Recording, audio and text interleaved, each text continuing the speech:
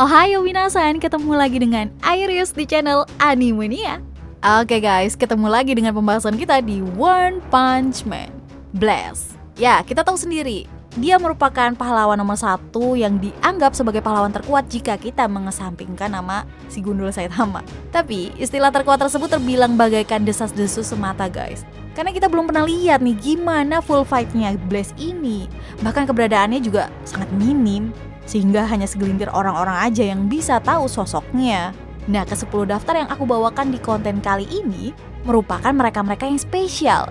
Karena nggak cuma pernah ngelihat, beberapa dari mereka itu bahkan ada yang sampai pernah bertarung dan mengetahui sejauh mana nih kekuatan si pahlawan nomor 1 ini guys. Penasaran? Siapa saja ke mereka? Udah langsung aja kita mulai ke kontennya guys.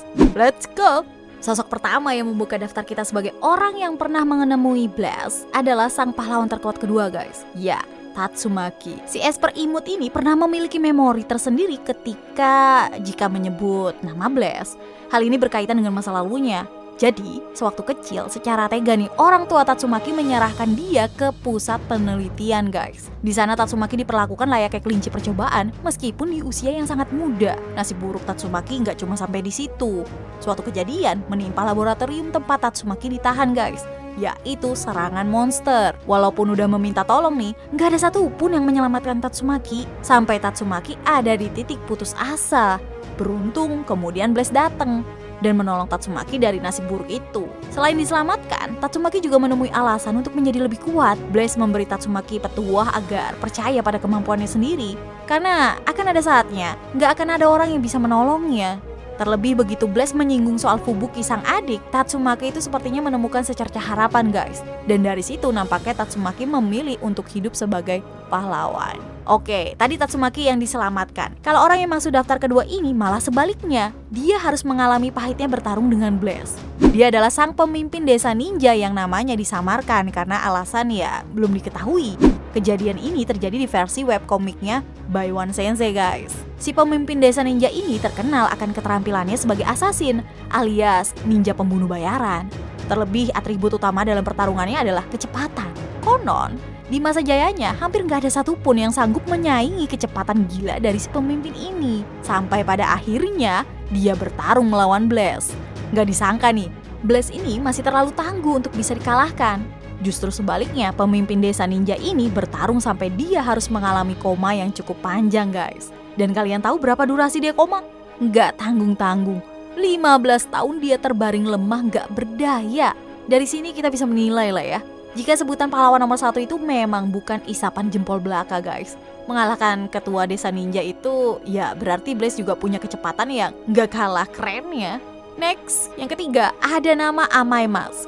Si pahlawan good looking pemuncak pahlawan kelas A ini rupanya punya memori tersendiri mengenai Blast. Sayangnya belum diketahui pasti nih gimana hal tersebut bisa terjadi guys. Karena hanya ditunjukkan itu kayak sekilas kalau emang si Amaimas pernah bertemu dengan Blast di masa lalu. Untuk kondisinya dilihat dari manganya sih ada bekas tubuh monster yang telah hancur gitu. Maka dari situ kita bisa mengasumsikan lah kalau pertemuan Blast dengan Amaimas ini setipe dengan apa yang terjadi dengan Tatsumaki. Intinya si Blast ini mengatakan kepada Amaimas bahwa semuanya tuh telah baik-baik aja sekarang berkat ingatan masa lalu Amaimas yang awalnya tertatih-tatih nih karena luka pertarungan sebelumnya, seolah mendapatkan motivasi kembali untuk mau berjuang sebagai pahlawan. Selanjutnya kita beralih ke sosok monster yang pernah by one dengan Blast, ya Elder Centipede. Si kelabang besar Alaska ini guys di masa lalu itu pernah bertarung hebat sama Blast. Saking hebatnya pertempuran mereka tuh dianggap seimbang. Namun sampai pada akhirnya tuh Blast sebagai pahlawan nomor 1 berhasil menunjukkan kapasitasnya untuk kemudian ya bisa memojokkan Elder Centipede. Nasib baik masih menemani Elder Centipede karena dia berhasil kabur guys dari pertarungan panjang tersebut. Kejadian yang telah lama ini membuat asosiasi pahlawan cukup mewaspadai monster yang satu ini.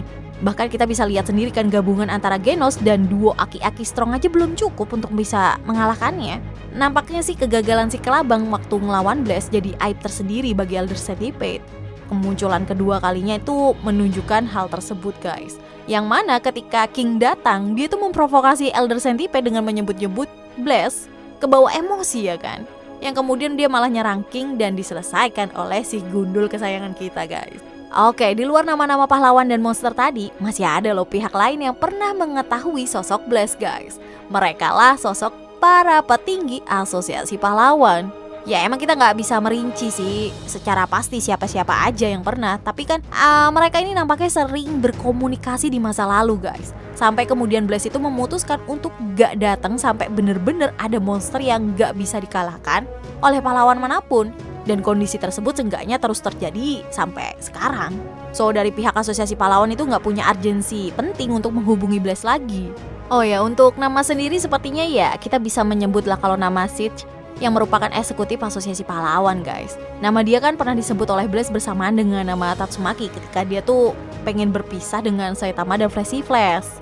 Di situ Blast itu sampai menitipkan salam kepada Tatsumaki dan Siege, yang menandakan juga kalau Blast sepertinya punya hubungan yang baik dengan para petinggi di asosiasi pahlawan. Oke, selanjutnya nih, daftar ke-6 ditempati oleh Sonic. Pemuda ninja satset ini guys punya pengalaman melihat langsung kekuatan Blast di masa lalu. Sayangnya pengalaman tersebut bukanlah sesuatu yang menyenangkan untuk dikenang. Ya, sebab di masa lalu Sonic itu harus melihat Blast mengalahkan para ninja di kampung halamannya. Kejadian tersebut merubah perspektif Sonic akan pahlawan yang terus berpengaruh hingga sekarang. Blast tentu melakukan hal tersebut dengan tujuan para ninja dan ya sebagainya lah, tidak menjadi potensi membahayakan di masa depan. Ya baik Blast maupun Sonic sama-sama nggak salah juga soal pendapat mereka. Oh ya, alasan kenapa Sonic nggak jadi orang yang ikut dihabisi oleh Blast karena masih bisa melarikan diri dengan selamat guys. Oke, selanjutnya ada Flashy Flash. Sosok pahlawan yang gak kalah cepat dibandingkan Sonic, atau mungkin dia lebih cepat. Flashy ini bertemu dengan Blast baru-baru ini guys, bersama dengan Saitama dan Manako ketika mereka itu terjebak di bawah tanah. Sesaat setelah mereka menemukan kubus hitam yang bisa berbicara, gak lama kemudian Blast datang dan membuka penampilan perdananya di timeline cerita sesungguhnya guys. Melihat sosok yang diagungkan kekuatannya, Flashy itu sempat ingin menguji Blast di mana dia tuh dengan cekatan guys mencoba menyerang Blast dengan kecepatannya. Ya, well, serangan tersebut nyatanya bisa dihindari Blast dengan mudah dan bikin frustasi Flashy karena jadi orang kedua yang bisa lolos dari kecepatannya setelah Saitama dengan masih pada hari yang sama. Oke, kita lanjut lagi. Ada Manako juga nih. Khusus buat Manako, dia tuh udah disorot dengan tajam oleh Blast. Karena Manako kan monster. Udah jadi hal yang wajar sih kalau pahlawan sehebat Blast itu langsung mewaspadai gerak-geriknya guys. Malahan dia juga berniat untuk menghabisi langsung si Manako itu tapi nggak kejadian. Ya semua itu karena perkataan Saitama yang menyebut Manako itu berguna sebagai lampu penerangan. Dan untuk mendukung keselamatan hidupnya, Manako itu langsung menggunakan mode senternya guys, demi nggak membuat Blast makin curiga kepada dia. Oke, kita lanjut lagi. Ada nama Saitama yang gak boleh kelupaan guys. Tokoh utama rasa tokoh sampingan ini juga pernah melihat langsung sosok Blast seperti apa.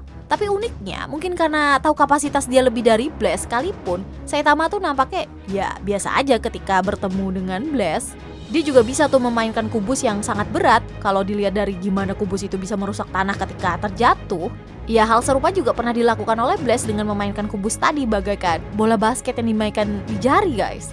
Apa yang mereka perlihatkan ini tuh kayak seolah ngasih tahu ke kita kalau baik Blast ataupun Saitama emang udah ada di tahap yang berbeda soal kekuatannya. Sebagai berkah udah ketemu pahlawan nomor 1, ya mereka bertiga ini awalnya kejebak di bawah tanah guys, akhirnya bisa diangkut oleh Blast menggunakan kekuatan teleportasinya.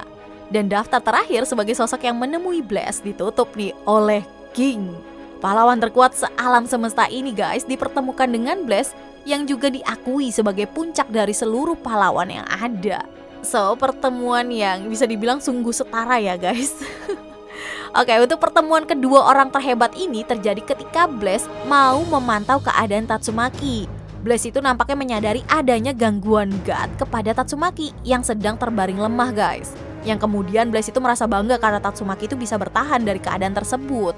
Sebelum dia benar-benar pergi melalui portal dimensinya yang mana di sana tuh ada banyak sosok siluet, dia itu sedikit berbincang dengan King. Sepertinya Blast ini juga orang yang mengetahui kiprah King sebagai pahlawan guys, yang membuat Blast itu mempercayakan Tatsumaki kepada King untuk menjaganya. Kayaknya udah percaya banget sih Blast sama King ini. Di sisi lain, King istimewa banget bisa melihat adanya sosok lain yang rupanya bergabung bersama Blast dalam petualangannya yang gak diketahui.